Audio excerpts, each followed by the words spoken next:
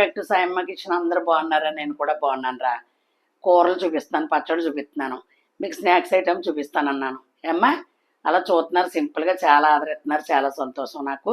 ఇవాళ ఏంటంటే గోధుమ పిండి అట్టే చూపిద్దామని చెప్పి, ఎందుకంటే పండుబాబుకి చాలా ఇష్టం. మేము చాలాసార్లు చేసుకుంటాం, యూట్యూబ్లో చూపించాలి కదా మీకు అని చెప్పేసి ఇవాళ చూపిద్దామని చెప్పి. ఏమ్మా గోధుమలు రేషన్లో కట్టిస్తారు, అలా కాకుండా మేము బయట తెచ్చుకుంటాం. అందుకని చెప్పి అవి ఏం చేస్తానంటే గోధుమలు తెప్పించి నేను నానబెట్టుకుని ఎండ పెట్టుకుని ఆడించుకుంటాను ఎప్పుడైనా చేసుకోవడానికి. ఏమ్మా రండి చూపిస్తాను. ఓకేనమ్మా, ఇదిగో పావు కిలో గోధుమ పిండి. ఎందుకంటే మిల్లి దగ్గర పెట్టినా మనం జల్లించుకోవాలి, పొట్టు వస్తుంది దాంట్లో. అమ్మా ఇదిగో జల్లించుకున్నాను. 4 పచ్చిమిరపకాయలు, 2 ఉల్లిపాయలు, అయిగోరా, కొంచెం జీలకర్ర. దీంట్లోకి రుచికి ఏంటో తెలుసా, నువ్వులు వేస్తున్నాను. 1 స్పూన్ తగినంత సాల్ట్. అమ్మా ఒక 25 గ్రాములు ఉంటుందన్నమాట. వరిపిండి, మీరు రేషన్ బియ్యం ఉంటే ఆడించుకున్న పిండి అయిన పర్లేదు, బయట తెచ్చుకున్నా పర్లేదు. వరిపిండి, ఎండిన పిండి అమ్మ, పచ్చిపిండి అనుకోకండి. ఇది కలుపుకొని ఇలా చక్కగా ఒక అరగంట నాననివ్వండి. మృదువుగా నానుతుంది. మనం అట్టేసుకున్న తర్వాత చిల్లిలాగా వస్తుందన్నమాట. కొంచెం అప్పుడు మనం వేసుకునే ముందు కొద్దిగా తినే సోడా వేసుకుందాం. నానాలి, ఇది నానితే బాగా వస్తుంది. చాలా బలం ఇది, పిల్లలకు కూడా బలం.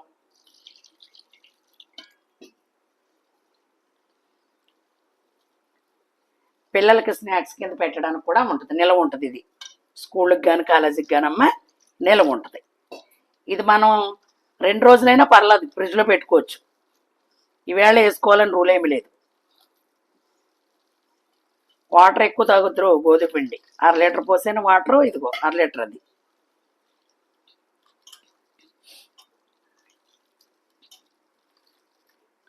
ఇది ఇలాగా కలిపేసుకుని ఒక అరగంట నానిచ్చిన తర్వాత మళ్ళీ వేసుకున్నప్పుడు వాటర్ పడితే పోసుకుందాం. ఓకేనమ్మా, మళ్ళీ నాని కొలిది లూజ్ అవుద్ది. ఓకే బంగారం, అరగంట అయిపోయింది నానబెట్టి. సిట్టుకుని సోడా వేసేసుకుందాం, వంట సోడా అమ్మ. వాటర్ పోసుకుందాం. ఇదిగో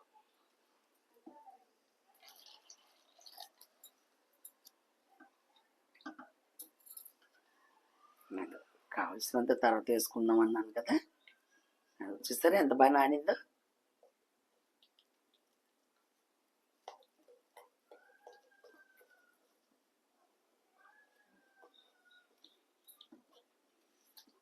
పడతాయి ఇంకా నీళ్ళు.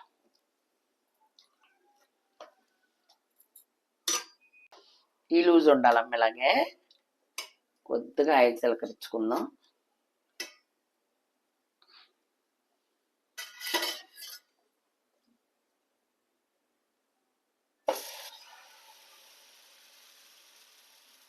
అంతే.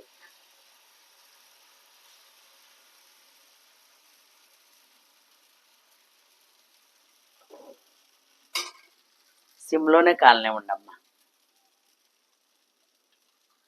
బాగా నానింది. మళ్ళీ పైన కొంచెం ఆయిల్ ఇలా సిలకరించుకుంటే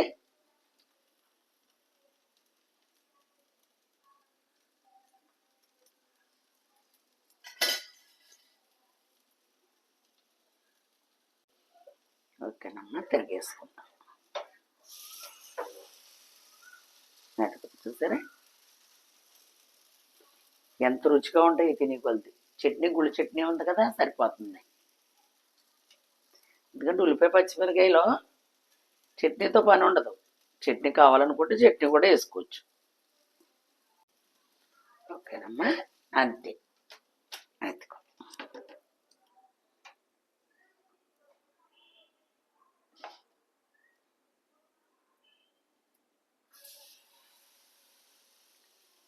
అంతే. చిన్నపిల్లలకి ఎంత బలమో ఇది.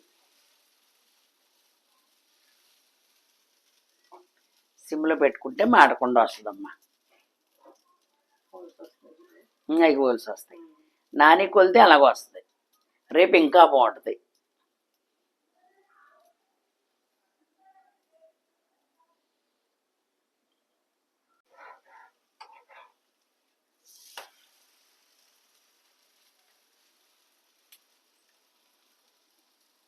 ఇందులోనే బెల్లం కూడా వేసుకోవచ్చు. ఇలాగా ఉల్లిపాయ పచ్చిమిరపకాయ మానేసి బెల్లం వేసుకోవచ్చు.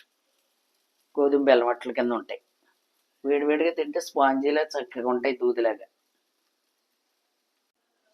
2 వేసానమ్మా, 3వది వేసేస్తున్నా. మళ్ళీ తర్వాత పండుబాబు వచ్చిన తర్వాత ఇంకొక 2 వేస్తా. వేడివేడిగా తింటే బాగుంటాయి రా, అందుకని ఈ 2 అక్క నేను తినేస్తాం. నుంచోబెట్టేసి ఇవ్వచ్చు పిల్లలకి. పిల్లలేంటి పెద్దోళ్ళేంటి, అసలు బంగారులాగా. చపాతీ మీద ఇది నయమమ్మా. చపాతీ మీద సలవ కూడా చేస్తుంది, ఎందుకంటే ఉల్లిపాయ పచ్చిమిరపకాయ వేసుకున్నామా, కొంచెం ఓరిపిండి తగిలింది. చపాతీ ఇష్టపడిన వాళ్ళు చక్కగా ఇలా కాల్చుకోవచ్చు. కత్తిదంతా పని అనుకుంటారు, పని అనుకోకండి అమ్మా. చక్కగా కాల్చుకోండి, ఇలా నానబెట్టేసుకోండి. 2 రోజుల్లో ఏం అవ్వదు. అన్నం కలిపేసుకుని ఫ్రిడ్జ్లో పెట్టుకోండి. మనం అట్లా ఎలా వేసుకున్నాం అలా వేసుకోండి వేడివేడిగా.